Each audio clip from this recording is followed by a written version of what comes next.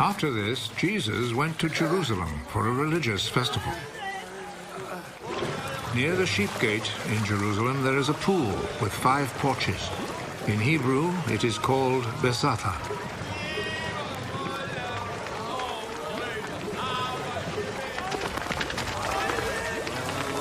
A large crowd of sick people were lying on the porches. The blind, the lame, and the paralyzed.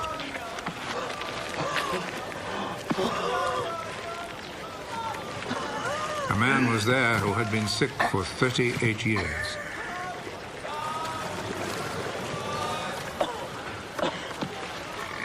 Jesus saw him lying there, and he knew that the man had been sick for such a long time.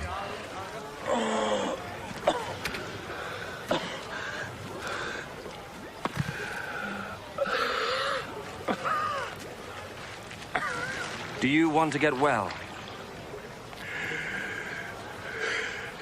Sir, I don't have anyone here to put me in the pool when the water is stirred up.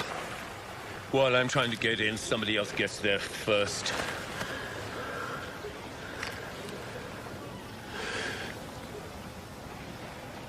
Get up. Pick up your mat and walk.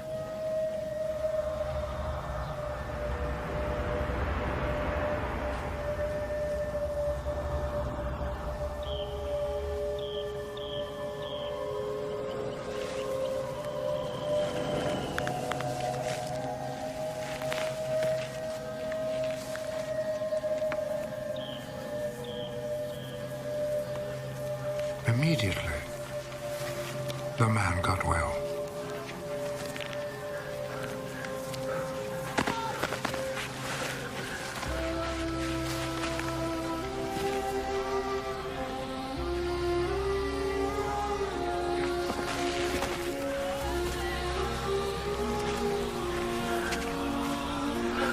He picked up his mat and started walking.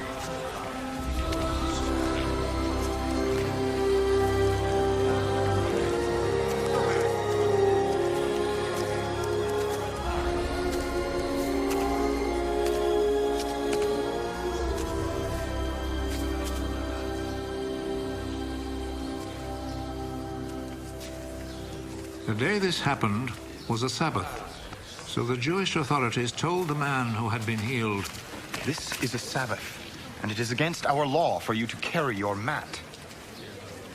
The man who made me well told me to pick up my mat and walk. Who is the man who told you to do this? But the man who had been healed did not know who Jesus was, for there was a crowd in that place, and Jesus had slipped away. Afterwards, Jesus found him in the temple. You're well now. So stop sinning, or something worse may happen to you.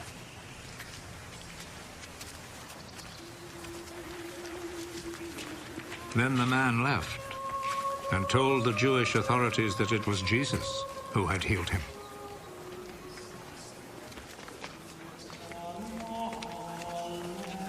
So they began to persecute Jesus because he had done this healing on a Sabbath. Jesus answered them, My Father is always working. And I too must work. This saying made the Jewish authorities all the more determined to kill him. Not only had he broken the Sabbath law, but he had said that God was his own Father, and in this way had made himself equal with God. So Jesus answered them, I tell you the truth. The Son can do nothing on his own. He does only what he sees his Father doing. What the Father does, the Son also does. For the Father loves the Son and shows him all that he himself is doing. He will show him even greater things to do than this, and you will all be amazed. Just as the Father raises the dead and gives them life, in the same way the Son gives life to those he wants to. Nor does the Father himself judge anyone. He has given his Son the full right to judge, so that all will honor the Son in the same way as they honor the Father. Whoever does not honor the Son does not honor the Father who sent him. I am telling you the truth.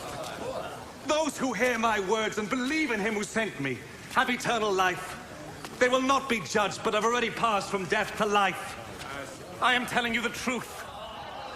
The time is coming. The time has already come when the dead will hear the voice of the Son of God. And those who hear it will come to life. Just as the Father is himself the source of life, in the same way he has made his Son to be the source of life. And he has given the Son the right to judge because he is the Son of Man. Do not be surprised at this. The time is coming when all the dead will hear his voice and come out of their graves. Those who have done good will rise and live. And those who have done evil will rise and be condemned. I can do nothing on my own authority. I judge only as God tells me, so my judgment is right. Because I am not trying to do what I want, but only what he who sent me wants.